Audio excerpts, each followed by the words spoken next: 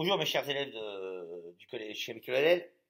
Alors, je voudrais faire un point avec vous sur le calcul mental. Comment on peut trouver une quatrième de proportionnalité. Et pour cela, on va réénumérer les trois méthodes qu'on a vues. Et en fait, quand on fait du calcul mental, vous allez voir qu'il va falloir choisir stratégiquement la méthode la mieux adaptée pour pouvoir trouver la valeur manquante. Alors, la quatrième de proportionnalité, c'est la valeur manquante d'un tableau de proportionnalité. Donc ça c'est la quatrième de proportionnalité.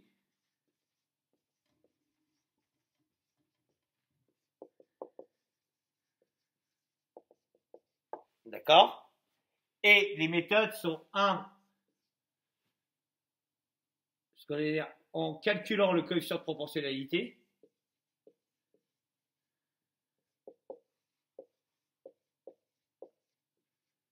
Coefficient de proportionnalité qu'on va appeler K.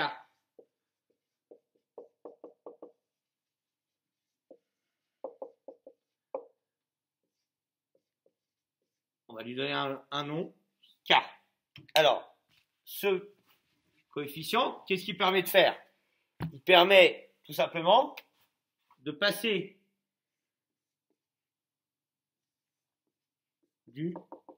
du nombre du haut en multipliant par K, on obtient le nombre du bas. Et si on veut passer, si on a par exemple cette valeur-là et on veut calculer la valeur du haut, ça permet en divisant la valeur du bas par ce même coefficient K de trouver la valeur manquante. Alors, la deuxième chose, c'est la linéarité ou méthode des colonnes.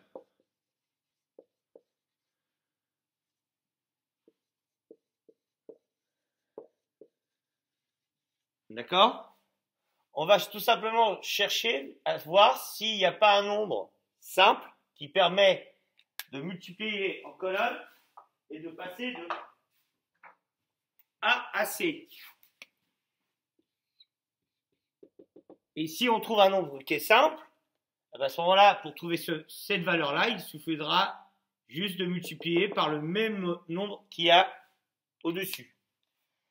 Et la troisième chose, c'est l'égalité des produits en croix.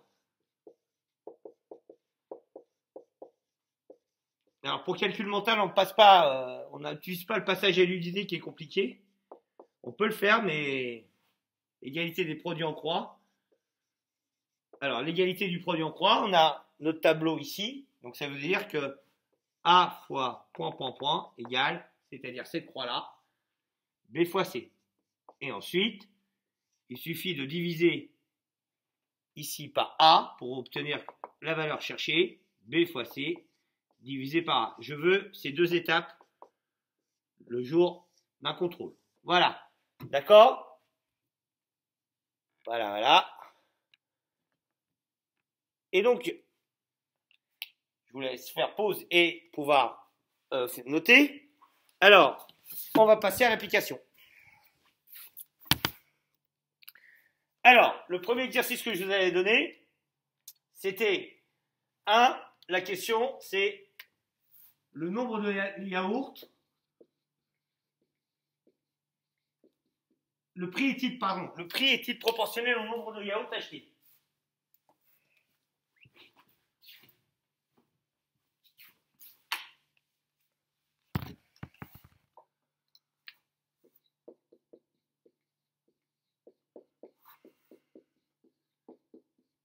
Est-il proportionnel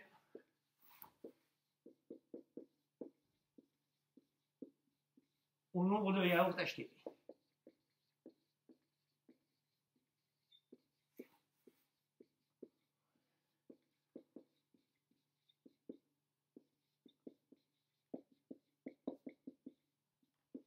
D'accord?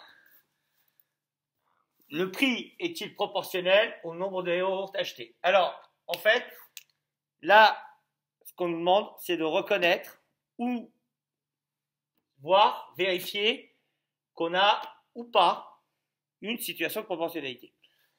Alors, pour ceci, deux grandeurs sont proportionnelles et un tableau décrit une situation de proportionnalité si et seulement si les quotients des nombres du bas par les nombres du haut de chaque colonne donnent le même résultat. Et ce résultat, c'est appelé K, le coefficient de proportionnalité. Le fameux K qu'on avait tout à l'heure. Alors, il y a deux façons de résoudre ça. Alors, 2 sur 4, premier quotient, 4 sur 8, et le troisième quotient, je vais le mettre là, 5 sur 10. Alors, soit de tête, je sais faire la division que 2 divisé par 4, ça fait 0,5. 4 divisé par 8, ça fait 0,5. Et 5 divisé par 10, ça fait 0,5. Première chose.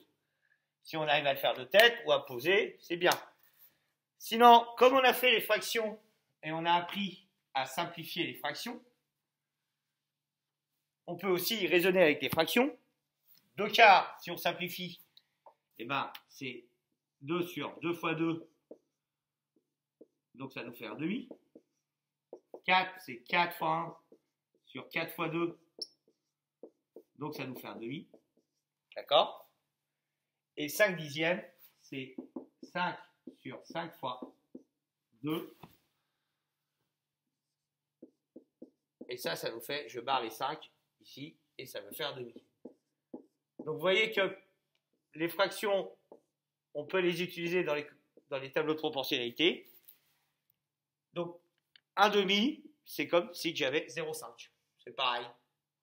Alors on peut travailler en fractions. Donc on a les 3 quotients. J'ai 3 quotients, ça sur ça, ça sur ça, ça sur ça. Chaque fois, les quotients sont identiques. Donc c'est un tableau de proportionnalité. Et donc, le jour d'un contrôle,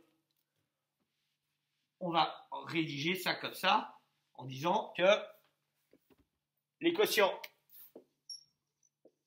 sont tous égaux.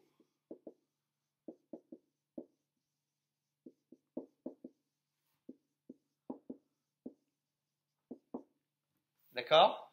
Donc, le prix des yaourts, c'est-à-dire on met bien en évidence les quantités qu'on étudie dans notre situation, est proportionnel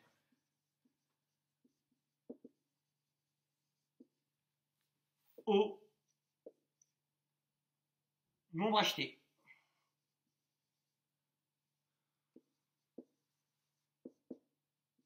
Voilà, d'accord? Voilà comment on fait une petite phrase de conclusion. Alors, ici, on nous donnait 3 tableaux. Voilà. Et donc, il faut mentalement et de façon très rapide compléter les valeurs manquantes. Alors là, c'est de la stratégie. Il faut essayer de choisir parmi les méthodes là-bas la méthode la mieux adaptée pour calculer des têtes. Alors, faut connaître, j'ai besoin de connaître mes tables. Et ce genre de petit exercice, ça me fait travailler un petit peu mes tables.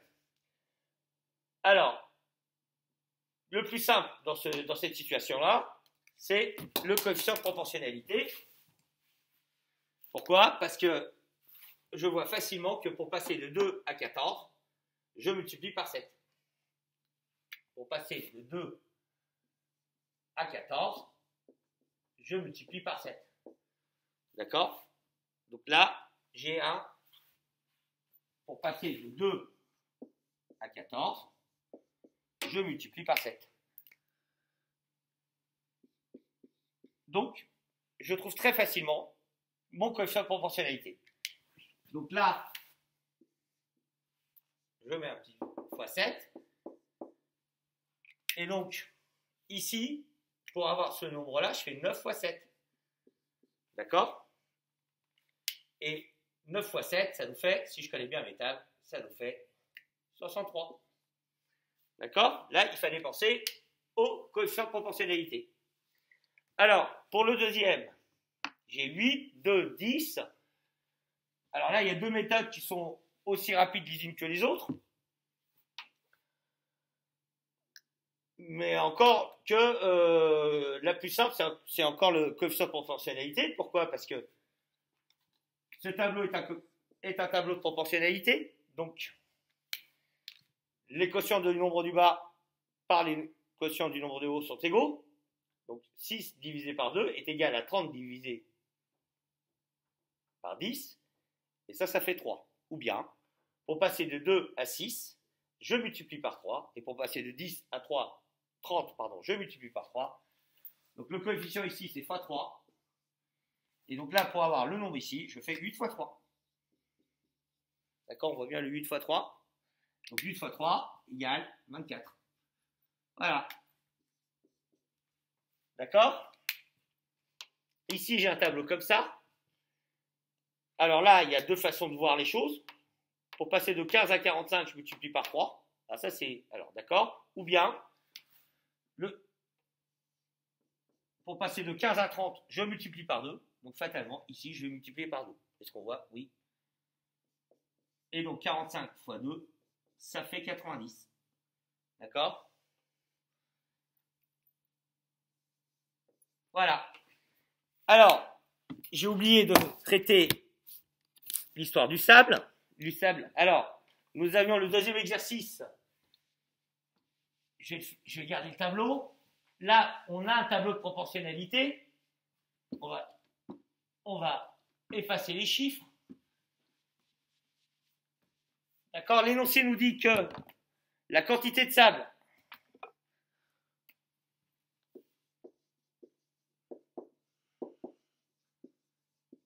est proportionnelle à la quantité de ciment.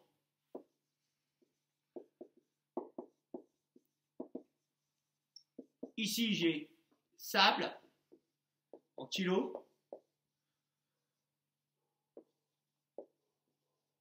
Et là, j'ai quantité de ciment en kilos. D'accord? J'ai 5, 18, 20, 25, 180. D'accord? Et je vais regarder comment je peux calculer mentalement le plus simplement possible et remplir les valeurs manquantes ici, ici et ici. Alors, qu'est-ce que je peux voir très rapidement? Comment je fais pour passer de 18 à 180? Eh bien, je rajoute un 0. Et on a vu qu'en sixième, que quand on rajoute un 0, c'est que ça revient à multiplier par 10. Donc, 18 fois 10 égale 180. Donc, ça veut dire que là, pour passer de là à là, j'ai multiplié par 10. Donc, il faut que là, je multiplie par 10. D'accord? Ça s'appelle la méthode des colonnes. Donc, 5 fois 10.